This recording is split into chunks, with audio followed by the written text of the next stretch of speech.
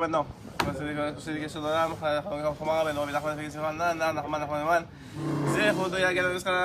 Boker Tov à tous. On va essayer de profiter de ces quelques minutes qui nous restent après la Tfila Baruch Hashem pour partager quelques mots de Torah ensemble. On va parler de Rabbi Shimon Bar Yochai. Bezrat Hashem Zechuto Yagen Alenu. Oh, monsieur Gauthier, comment ça va? Zechuto Yagen Alenu, Ve'akol Israël, Amen. Rabbi Shimon, on sait la Iloula cette semaine, dont on sait que lorsque la Iloula d'un grand tzaddik arrive dans une semaine particulière, en particulier celle de Rabbi Shimon Bar Yochai, qui disait lui-même qu'il était capable, grâce à ses mérites, d'expier les fautes de toute sa génération, depuis sa naissance jusqu'à qu'il est parti de ce monde. Et s'il fallait expier les fautes de toute la génération depuis Adam Arishon, lui et son fils étaient capables de le faire. Donc, c'est sûr qu'on sait que déjà 3 jours avant la lumière du tzaddik, donc 3 jours avant la Eloula, la lumière du tzaddik descend. On est dans les 3 jours et 3 jours après. Donc, c'est presque toute la semaine qui est illuminée par la lumière de Rabbi Shimon Bar Yochai. Par la lumière qu'on va voir, on va essayer d'expliquer c'est quoi cette lumière-là qui est en train de descendre.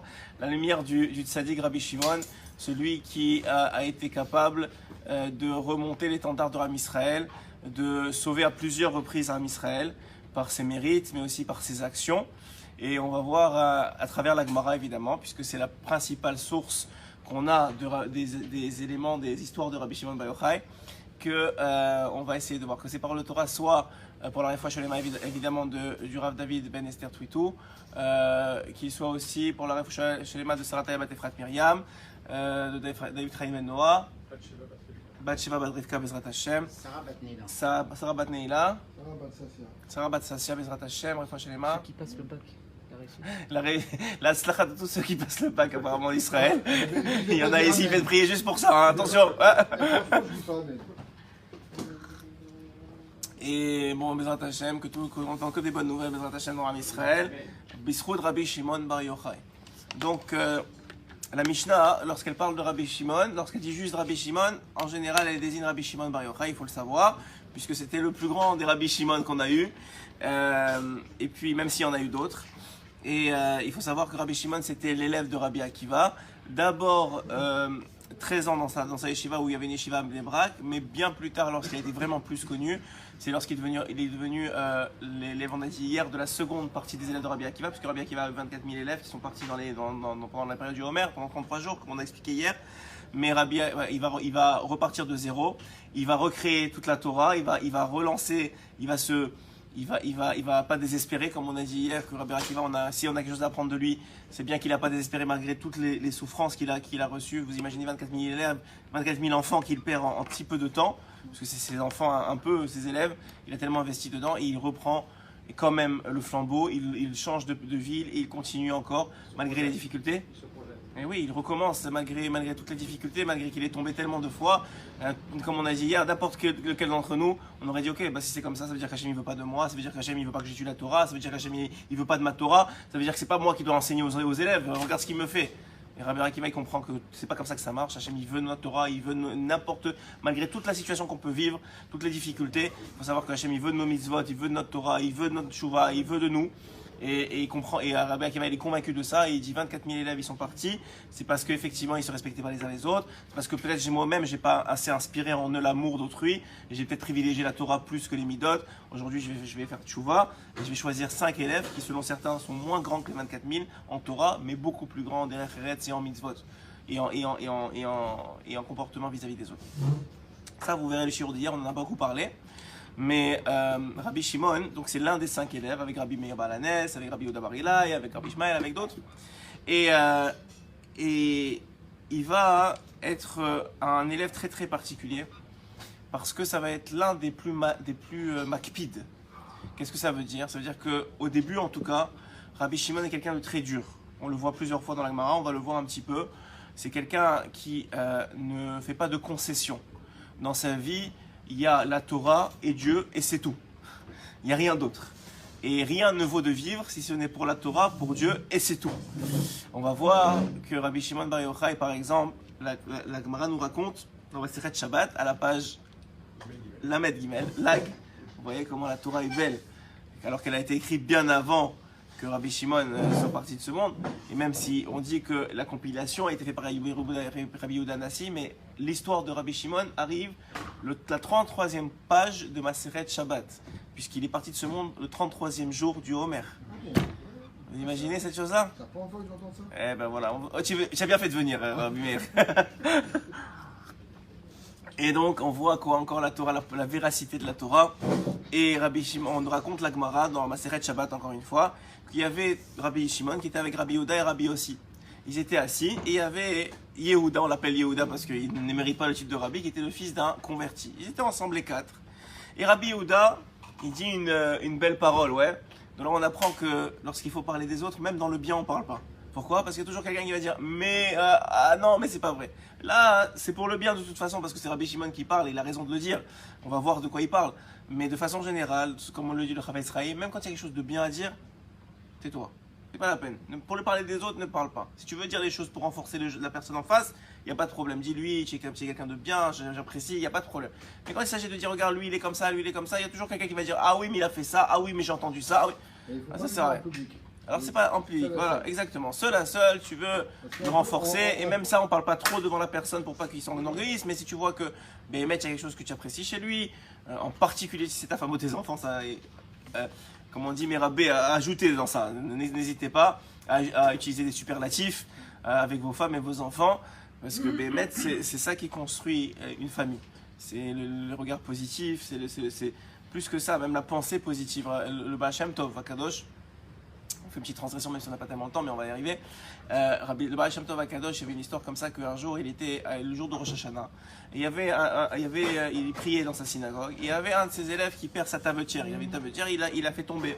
Et donc il se baisse et il la ramasse. Et un des autres élèves, il pense sur cet élève-là. Et on va dire Shimon, il pense sur Réhouven. Et il dit quoi? Il arrête la tfila de Rosh Hashanah pour ramasser sa tabetière. Vraiment, il est comme ça. Alors tout de suite, le Baal Shem Tov, il voit en haut que Réhouven, à cause de la pensée de Rabbi Shimon, il y a un ange accusateur qui a été créé, il va mourir dans l'année. Alors évidemment, le Baal Shem Tov monte, essaie de le défendre de tous les moyens possibles pendant les 2 jours de Rosh Hashanah, rien à faire. Jusqu'à la fin des 2 jours de Rosh Hashanah, on dévoile au Baal Shem Tov que la seule façon de sauver Réhouven, c'est que Shimon il pense bien sur Réhouven à la place d'avoir pensé mal pour contrecarrer la pensée qu'il a eue. Alors qu'est-ce qu'il fait le Baal Shem Tov? Tout de suite il rentre au Beth Midrash, là-bas il y a Shimon, et il fait en sorte que Shimon il n'arrive pas à se concentrer. Et comme il n'arrive pas à se concentrer dans l'étude, il lève la tête et comme c'est un tzaddik quand même, il pense à Hachem et à tout ce qu'il a fait dans le monde. Et il se demande, évidemment inspiré par les pensées parce que les pensées du Baal Shem Tov influençaient les pensées sans qu'ils s'en rendent compte, influençaient les pensées de Réhouven et de Shimon, excusez-moi. Et Shimon commence à dire, mais pourquoi est-ce que Hachem il a créé le tabac? Il a commencé à se poser la question, pourquoi Hachem il a créé le tabac? Ouais. Alors, hein? Il n'y a pas que ça pourquoi il pourra se poser la question. Il y a beaucoup de choses, en tout cas, c'est l'histoire qui rapporte comme ça. Pourquoi il a créé le tabac? Alors là, il commence à réfléchir, etc. Il ne trouve pas vraiment de réponse, mais ça l'amène à penser à son ami, à son ami Réhouven qui s'est baissé pour le tabac et qui finalement là, c'était parce que ça l'aidait dans la tfila, c'est-à-dire ça lui permettait de se concentrer mieux, etc.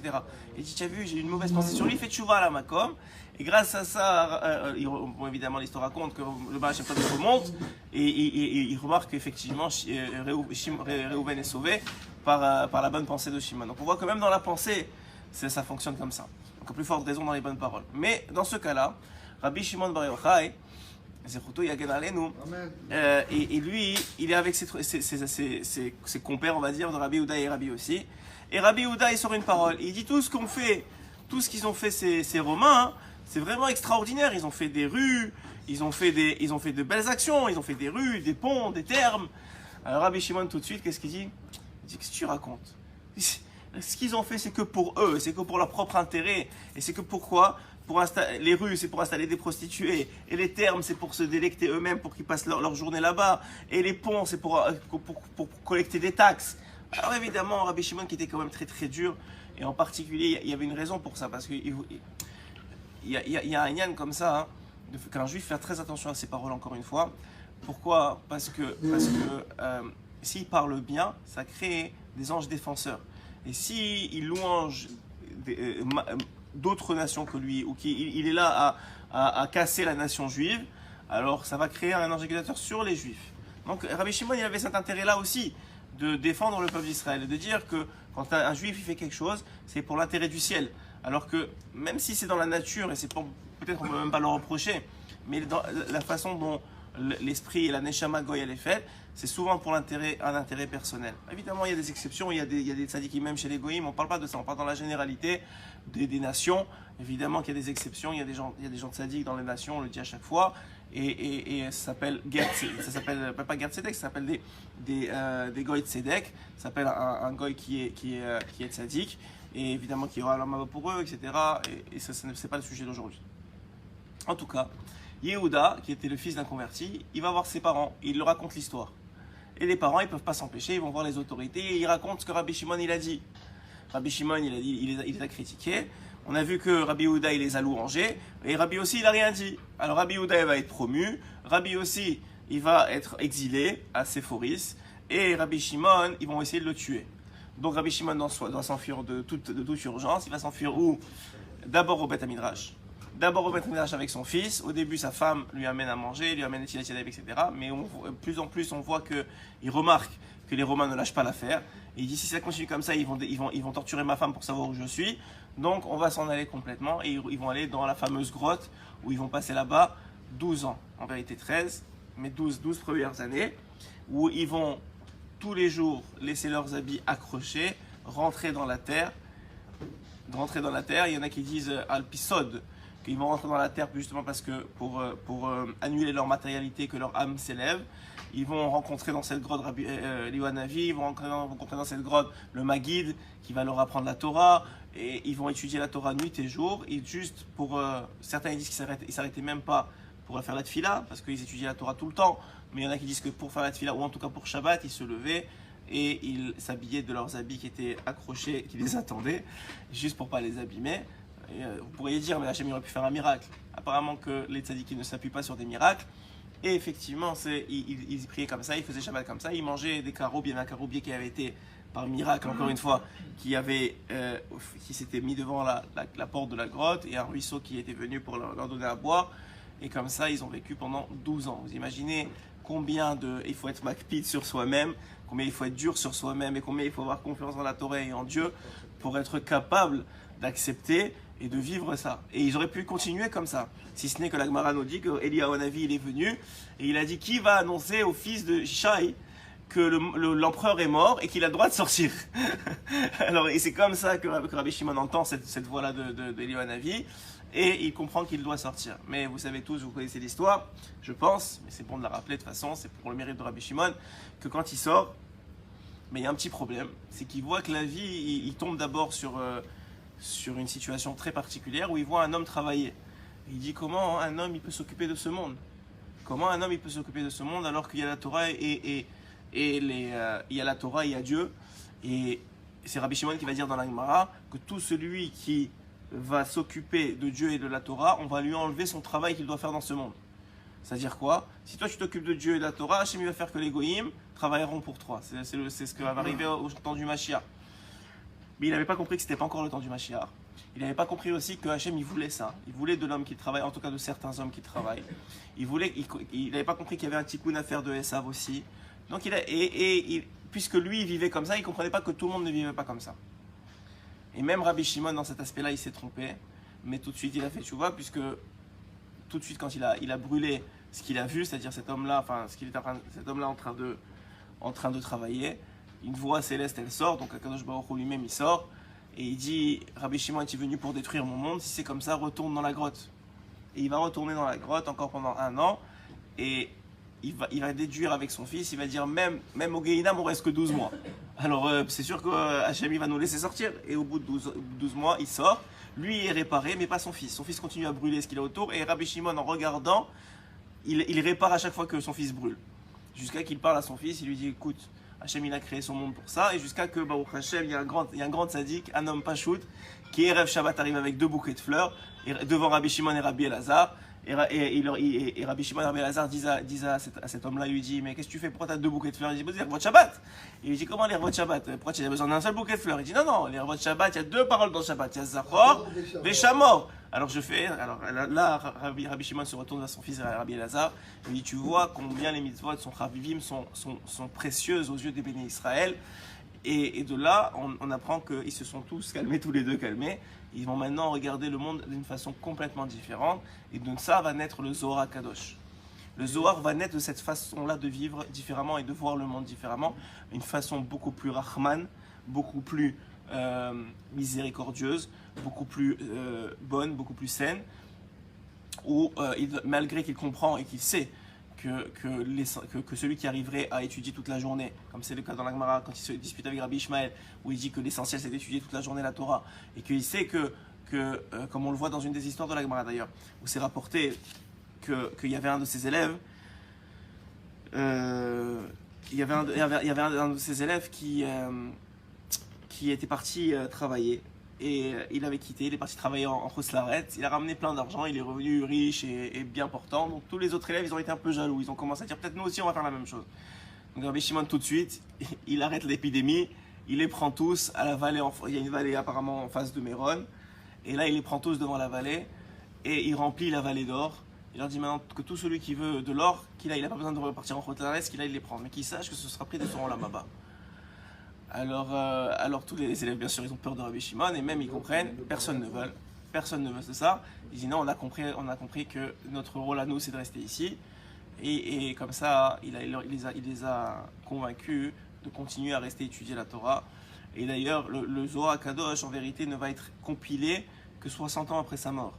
C'est par ses élèves, c'est lui qui va tout l'enseigner, mais ça va être compilé seulement 60 ans après sa mort, et ça va être des millénaires, jusqu'à l'époque du Ramban, à peu près dans les années 1700, il me semble. Non, excusez-moi, dans les années 1100.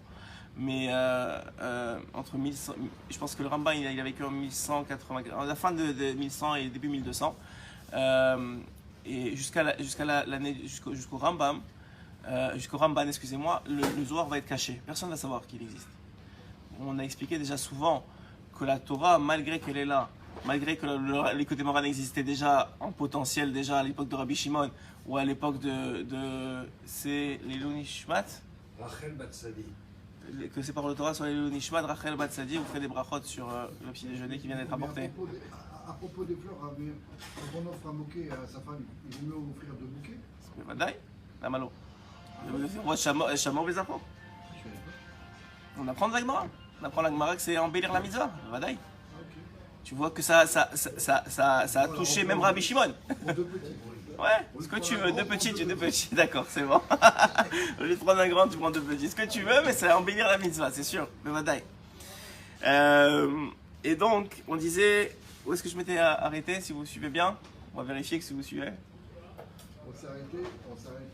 On s'est arrêté à ce que Rabbi Shimon il disait. Ah oui, justement, à propos de comment il a fait pour écrire? Le Zohar. Il y avait de l'encre, comment il a fait pour écrire? Il y avait de l'encre. Ouais, je pense qu'il avait. Comment ils ont compilé? Avec de l'encre. Il était là-bas, enfermé. Comment il a trouvé les daves, l'encre pour écrire? Comment? Ah non, lui il n'a pas écrit pendant qu'il était enfermé. C'est ça que je te dis. Le Zohar n'a été dévoilé qu'après qu'il soit sorti de la tente. Et il a été compilé seulement 60 ans après sa mort par ses élèves. C'est pas lui qui a écrit. Et chaque élève avait quelque chose. Ils avaient appris de leur maître. Ils avaient appris de leur maître, bien sûr. Ils ont écrit le Zohar. Et quand il y a ce qu'on appelle. Ils ont écrit le Zohar, qui est la compilation de tous les secrets que Rabbi Shimon a dévoilés. Et le Zohar HaKadosh. Et évidemment que le Zohar HaKadosh, c'était, comme je vous ai dit, ça n'a été dévoilé en vérité. Ça a été caché, ce Zohar-là. C'est que très très peu lavé. Et ça a été, à l'époque du Ramban, répandu. Mais pourquoi? Pour le principe que la Torah, toute la Torah qui a été dévoilée jusqu'à aujourd'hui, elle a été présente même à Moshe Rabbeinu. Mais en fonction de ce que la génération avait besoin, elle a été dévoilée au fur et à mesure. Et jusqu'à l'époque du Ramban, il semblerait que le monde n'avait pas besoin du Zohar. Pas encore besoin du Zohar. Et quand le Zohar est arrivé, ça a mis une révolution dans le monde. Les secrets qu'il a écrits sur les anges, sur la façon de se comporter, sur ce que fait le Shabbat. Le Zohar, c'est que des secrets. C'est racines des racines, c'est le secret des secrets. Donc effectivement, Rabbi Shimon et son fils ont écrit un autre livre qui s'appelle le Tikkun Zohar, qui sont des explications seulement sur le Bereshit, sur le mot Bereshit. Il y a à peu près 75 explications juste sur le mot Bereshit. Ça s'appelle le Tikkun Zohar, parce que Rabbi Shimon et son fils ont écrit eux-mêmes. Le Zohar a été compilé, on l'a dit, par ses élèves, mais il semblerait que le Tikkun Zohar lui ait été écrit par eux-mêmes. Et c'est connu que tout celui qui a des problèmes dans la vie, il lit le Tikkun Zohar sans comprendre, hein, c'est extrêmement difficile de comprendre, mais sans comprendre il est Tikkun Zohar et les portes s'ouvrent, ça nettoie son âme, ça nettoie ses péchés, ça fait des choses extraordinaires. Celui qui sera capable de lire le Zohar ou les Tikkun Zohar le jour même de la Yevla de Rabbi Shimon, c'est sûr que aussi ça fait énormément de bien. Vous allumerez une bougie les rois de Rabbi Shimon Bar Yochai, ce que vous faites d'habitude pour le Tovei Tzadikim, mais lire le Zohar le mercredi soir, lire le Zohar et le Tikkun Zohar en particulier. C'est rares sont les gens qui lisent le Tikkun Zohar. Sachez que c'est une ségoula, une fla'a. Moi j'ai vu des amis à moi qui étaient dans des problèmes de dette, des problèmes de shalom bayit, des problèmes d'enfants, des problèmes de maladies. Ils ont ouvert le Tikkun Zohar, ils ont pris sur le de lire 10 minutes par jour. En quelques mois c'était réglé. En quelques mois c'était réglé. Des choses extraordinaires le Tikkun Zohar ce qu'il fait. Et hein? J'ai pas entendu ce que tu as dit. Commence à lire le Tikkun Zohar, voilà ce que j'ai dit. Le Tikkun Zohar, il est là. C'est un livre, c'est pas plusieurs volumes, c'est un seul livre. Il faut essayer de le lire le jour de la Yevla de Rabbi Shimon, c'est sûr, mais idéalement tous les jours un petit peu. Vous mettez une sorte de marqueur, quelques lignes, vous n'avez pas besoin de comprendre, mais c'est sûr que ça fait énormément de bien. Le Zohar, quand on le lit, c'est comme un bébé qui parle. Les parents, ils sont tellement contents. Exactement. Quand le bébé dit n'importe quoi. Voilà, exactement. Très beau. J'adore la comparaison. Tu as raison, c'est vrai. Il dit comme ça, c'est comme un bébé qui parle. Même quand il commence à parler le bébé, même s'il fait des balbutiements, c'est tellement beau, ça a du chen. Tu reçois du chen de ça, et c'est apprécié. Akadosh Baruch Hu, il est très sensible à ceux qui étudient le Zohar, enfin qui lisent le Zohar ou qui lisent le Tikkun Zohar en particulier. Surtout quand ils comprennent pas, parce que c'est la preuve qu'ils ont la émouna en Rabbi Shimon, ils comprennent pas. C'est pas parce que tu as un plaisir de compréhension. C'est écrit qu'une fois, les autorités, sur Rabbi Shimon, c'est écrit qu'une fois les autorités romaines, elles ont voulu interdire le Shabbat, circoncire les enfants, vous savez, et observer les lois de Tarat HaMishpacha. Et Agmara, elle dit que dans Meïla, elle rapporte que Rabbi Reuven ben Istro, on va bientôt finir. Je sais que les rimes ils arrivent, mais Rabbi Reuven ben Istroboli, il est parti, il s'est rasé la tête, il a fait comme la coupe des Romains, et il est parti s'installer dans leur endroit, là où il allait se réunir. Il a commencé à argumenter avec eux. Et je comprends pas. On veut détruire ces juifs, ouais, mais je comprends pas c'est quoi ces décrets. Il dit quoi? C'est quoi ces décrets? Je comprends pas. Celui qui veut un ennemi, il a un ennemi. Est-ce qu'il veut qu'il s'enrichisse ou qu'il s'appauvrisse? Alors tout le monde a répondu, bah il faut qu'il s'appauvrisse. Il dit, bah alors je comprends pas. Pourquoi vous leur empêchez de travailler les Shabbats? Ça leur va leur enlever de l'argent. Il faut au contraire laisser les travailler les Shabbats et comme ça ils vont que les juifs ils fassent aucun travail le Shabbat, ça va les appauvrir, ouais. Alors ils ont dit ok, tu as raison. Ils ont dit ok, deuxième question. Celui qui a un ennemi mais il veut s'affaiblir sa guérison, est-ce qu'il devient plus fort? Il veut s'affaiblir. Il dit alors je comprends pas, pourquoi vous le laissez pas faire la circoncision? Ouais, même l'armée ils font c'est 98%. Ouais, c'est pas 100%. Soi-disant que c'est un appauvrissement. Ouais. Alors ils lui ont donné raison comme ça, ou 3 raisons, et effectivement ils ont arrêté les décrets. Mais après ça, ils ont réalisé que c'était un juif qui était venu leur faire un tour, et ils ont remis les décrets en place. Donc ils ont dit ok, comment on va faire pour arrêter les décrets? Il dit, le seul qui peut arrêter les décrets c'est Rabbi Shimon Bar Yochai. Il dit ok, très bien. Alors ils avaient un Rabbi Shimon il prend son fils avec lui, il repart à Rome. Enfin il repart là, ouais je pense que c'était à Rome. Et Rabbi Shimon, sur la route, Hachem il lui envoie un shed, il lui envoie un démon. Il dit je comprends pas. Et Rabbi Shimon commence à pleurer. Son fils lui dit pourquoi tu pleures? Il dit je comprends pas, Agar on lui envoie un ange et moi on m'a envoyé un démon. Quoi, c'est ça que je vaux dans le ciel, on m'envoie un démon à moi pour m'aider. Son fils il lui dit mais peut-être c'est ça, c'est la bonne façon c'est pas vis-à-vis de toi, c'est la bonne façon de sauver le peuple d'Israël. Il dit ok, tu as raison, peut-être tu as raison. Effectivement ce démon là il est rentré dans la fille de l'empereur. Et elle est devenue complètement folle. Et tout ce qu'elle disait toute la journée, elle criait amenez-moi Rabbi Shimon, amenez-moi Rabbi Shimon. T'imagines la fille de l'empereur qui crie amenez-moi Rabbi Shimon. Et donc effectivement Rabbi Shimon il arrive à ce moment-là comme un prince, tout le monde l'attend. Et là l'empereur lui dit je te donne ce que tu veux, tu rentres dans le coffre-fort, Rek sauve ma fille. Il appelle, il avait un nom ce shed-là. Je ne dirais pas le nom, mais en tout cas il avait un nom ce shed-là, il lui dit sors de là, et à ce moment-là il rentre dans la forteresse, il prend le papier qui avait le décret sur les juifs, il déchire le décret, et ça c'est un des exemples où Rabbi Shimon nous a sauvés. Et comme ça, plein de fois. On va finir sur des citations de Rabbi Shimon dans la Gemara. J'en ai sélectionné quelques-unes, 2 ou 3, juste qui sont très très belles. Il dit, c'est écrit que c'est lui qui a dit dans Brachot que Hachem il a donné 3 présents, il a donné 3 cadeaux à Israël, mais que sur ces 3 cadeaux-là, c'est des cadeaux, mais il faut beaucoup souffrir pour les avoir. La Torah, Eretz Israël et le monde à venir. C'est les 3 choses qu'un homme, il ne peut pas dire, c'est d'ailleurs ce qu'on a dit hier par rapport à Rabbi Akiva, qu'un homme, il peut pas dire c'est difficile, alors c'est pas pour moi.